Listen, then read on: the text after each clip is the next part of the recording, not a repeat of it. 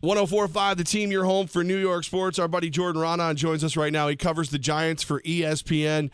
Jordan, Giants coming off of a bye week, home game. The Eagles always give them fits, but is there enough with the bye week and the home field advantage that they can finally take out the Eagles? Yeah, I mean, the positive for the Giants is home teams off the bye this year, 5-0, undefeated. Now, the last couple of years, more, much closer to 500, like right around 500. But maybe coming off the bye week is an advantage for them. And the Eagles, they played on Sunday night. They played a tough game in overtime against the Cowboys. Surely a little beat up off that one. That was a tough physical game. And now the Giants, they're coming off a bye week here, playing at home against the Eagles. You gotta think that's a little advantage. I mean, I always also thought, this will be a real interesting look at Ben McAdoo as a head coach. You see guys like in college basketball, you always know, they call a timeout, and the play that they draw up off the timeout, the good coaches, you could tell. It's like an automatic basket when they call a timeout. And I think in the NFL, in that way, a little bit too. Like the good coaches, you give them an extra week to prepare, and you see it in the bowl games in college football too. You give good coaches a good extra week to prepare, and most of the time their teams come out on top. So it'll be a good interesting little test of Ben McAdoo in his first year as head coach. Or how is he able to adjust? How is he able to sort of recalibrate his team off the bye week? But you would have to think that it's a little advantage that the Giants have in this one. Yeah, it's an interesting point, especially in the first half when the coaches try to draw up those first couple schemes on defense, those first plays on offense. First half especially, we're looking at this being a huge Ben McAdoo game. I don't think the Giants are going to come out. Look, Ben McAdoo's a big routine guy. He sticks to a routine. He believes in what he believes in. He used the phrase stick to the plan this week. So I really don't think we're going to come out and see Ben McAdoo all of a sudden shake it up. All right, we're going to put all these new guys in there. We're going to run all these new plays. You might see a couple new formations thrown in there. I think you might see the wide receivers. The one thing I really think you might see is the wide receivers moved around a little bit more. Instead of being so set on having Sterling Shepard be the slot guy, which he's been, 90-something% this year, and Odell Beckham being on the outside. They moved him around a little bit, but they haven't used him quite like they have the last few years. And I think they got a chance to look at that. And that's something from what I've been talking to guys, that might be the only real difference here. That, and we're going to see a little bit more Paul Perkins and Jarrell Adams. Not that they're going to come in and start and play 90% of the snaps, but they'll just be probably thrown in there a little more, given a little more opportunity to perform on offense. So I think that's kind of what we can expect from the Giants off the bye week here against the Eagles. Jordan Raanan joins us. He covers the Giants for ESPN. You can follow him on Twitter at Jordan Raanan. Jordan, we had Rashad Jennings on last week, and I asked him, I was like, if the Giants are going to make the playoffs, Rashad Jennings has to do what? And he said, protect Eli Manning and find hidden yardage. Is he the missing piece to this offense? Like, when he's out there, is that how they're able to actually, complete some of the plans that they have? Well, they need to run the ball a little bit. They need to have some sort of – I think that, to me, that's more important. They need to have some sort of success running the ball, where you can actually run play action and threaten the other team. If you're not running the ball at all, and the other teams just really feel like there's no real threat that you're going to hurt them in the run, and you just can't run play action and hit some big plays off play action. So, to me, Rashad Jennings needs to be able to run the ball with some effectiveness. And, yeah, that's sort of part of the second part of what he said of finding hidden yardage, meaning he's got to make 3 yards, 4 yards when there's no room. He's got to make a guy miss here or there. He's got to be able to get yards after contact, and the Giants running backs have not done a good job at that this year. I think they're just as big a part of the problem, maybe more than the offensive line in my estimation so far this season. Are you surprised at the trade deadline the Giants did not decide to make a move and maybe bring in another running back to help out that core? No. They never made a trade under Jerry Reese since he's been general manager at the trade deadline. That wasn't going to. That was always very, very unlikely to change this time around. And they don't make a lot of trades in general, to be honest with you. They've never traded. Jerry Reese has never traded down in a draft, only up. He's never made a trade at the trade right before the trade deadline.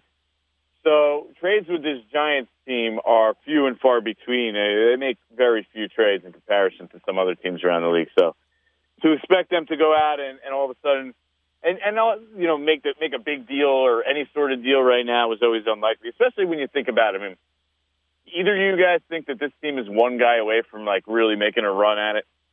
Maybe Joe Thomas. I don't know, but that's extreme. I mean, even then, you think they're a Super Bowl team with Joe Thomas? No. I mean, they could buy tickets like everybody else. Yeah, but I mean, that's an expensive ticket it was going to be. That's a ticket that's going to cost you some of your future right there. So I just think, I don't know.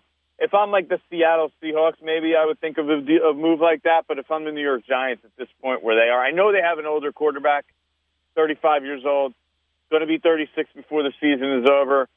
But I don't know. I wouldn't give up a second-round pick plus if I'm the Giants to get Joe Thomas at this point. It just didn't seem like the move for this team in the spot that they're in right now. Jordan Raanan with us right now, 104.5, the team, your home for New York sports. Jordan, when all the turmoil off the field, the Josh Brown situation, the drama after drama, what's going on with Eli Apple and Annie Apple? Is the team really fed up with that whole, interfering mother routine from Annie Apple? Yeah, they hear it for sure. I mean, his mother's criticizing the team, so he says it's not. It puts him in an awkward situation, and how can you say that that's not the case? I mean, that's got to be an awkward situation. His mom's publicly criticizing the team, and then the players sitting there in the locker room. But at the same time, I think this has very little effect, like that kind of controversy, on the players in the locker room. I mean, the last thing that, pick a guy in the locker room, Olivier Vernon cares about is what, that Eli Apples' mom's saying something about the Giants. What does he care about that? Right. Yeah. Guys, I think for the most part, guys say that first of all, half of them don't even know about those kind of things. They got to tease him though, right, Jordan? They got to abuse him for it. Today they heard about it. I'm sure. Yesterday it kind of finally came to their attention. But when it came out on what was it, late Wednesday afternoon, I don't think any of the players, most or any of the players aside from maybe Eli Apple knew about that very much. So I don't think that kind of thing really affects the locker room very much. The fact that Josh Brown was a kicker also has minimized the damage on that one in regards to the effect it has on the locker room.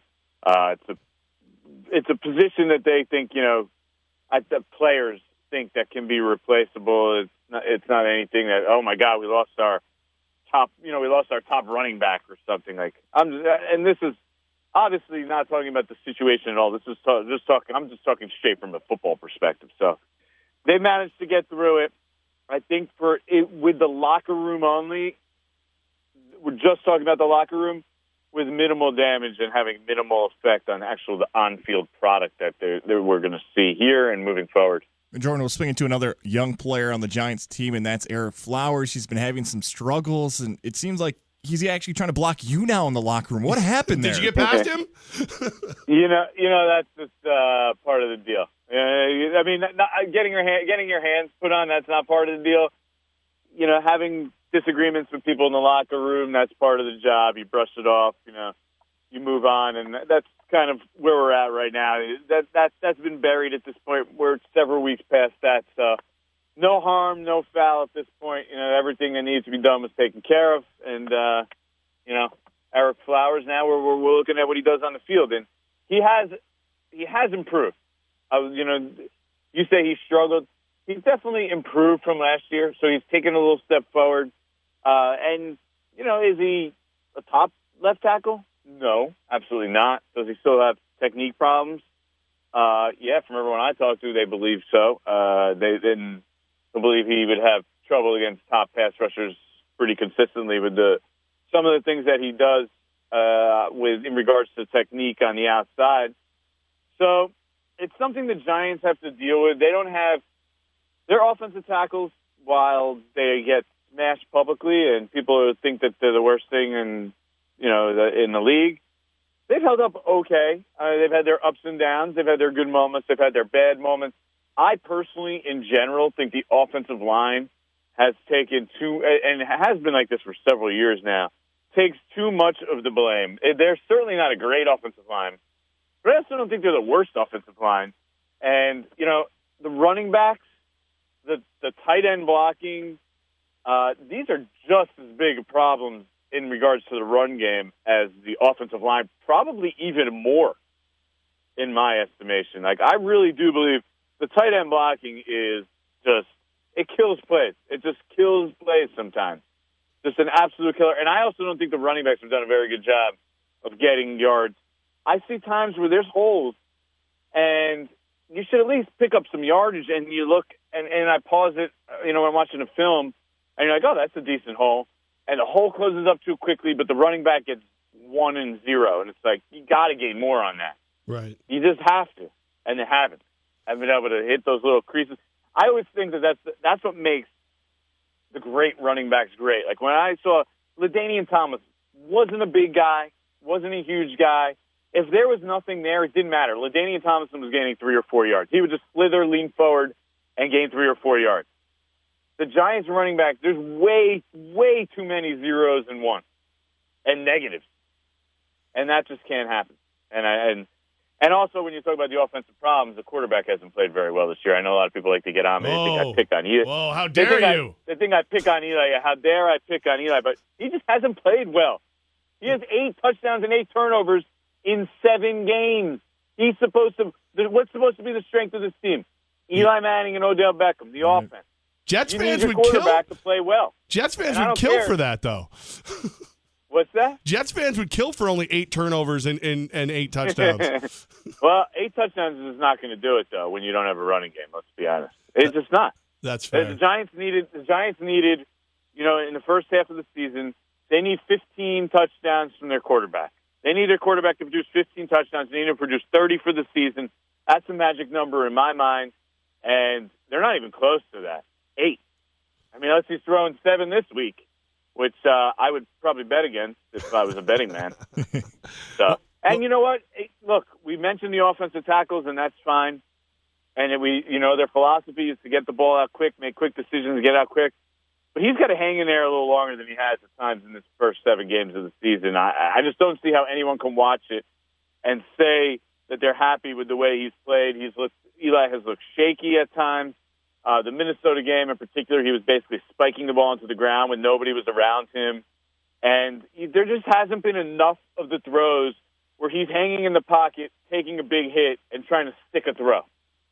It's try to get the ball out of his hands real quick, get the ball out real quick, and it's just, they need more from Eli Manning if this team is going anywhere.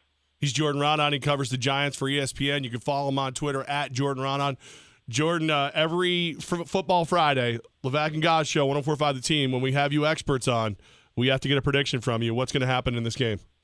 I like the Giants in this game. I think the Eagles, they're coming, like I mentioned before, they're coming off that long week. They're beat up a little bit. They played a really tough game against the Cowboys that they obviously should have won. They blew that game against the Cowboys on Sunday night in Dallas or in whatever it's called, Arlington or wherever that stadium is. But, yeah, and I think the Giants, they had an opportunity to get refreshed. They still haven't really put together actually, you know what? They haven't even come close to putting together a full game. And, it's going to come at some point. I don't know if it's going to become consistently, but at some point they're going to start playing a little bit better offensively. I think they could do it this week, even though it's a tough defense. They do just enough. They put together some good quarters, and they eke out a 20-16 victory. And for all you that pay attention to those numbers that the people in Vegas make, I think last I checked it was 3. That means the Giants won by 4, so you put 2 and 2 together. I might be taking the Giants with the spread, 4 points. Eli Manning does just enough. The Eagles' offense, not dominant, not a very good offense. Their weapons are limited. The Giants, with a healthier secondary, cornerbacks who I think can go one-on-one against their receivers, should do well. It should be hard for the Eagles to put up significant points against this Giants defense. So 20-16 Giants, sitting at 5-3 at the midway point of the season, which for the mathematicians out there, which I'm not the smartest person in the world, but that puts them on pace for 10 wins. I love it. Jordan Raanan, he covers the Giants. He hangs out with us and gives us the knowledge. We appreciate you, brother. And, thanks for the extra help you're giving. You gave Flowers in the locker room. Now he's a better tackle. If by knowledge you mean being able to multiply 5 by 2 and know what that is, I'm your man. You sell yourself short. Come on. Self-deprecation is a good thing. I was told that one. Hey, let me just put this out there.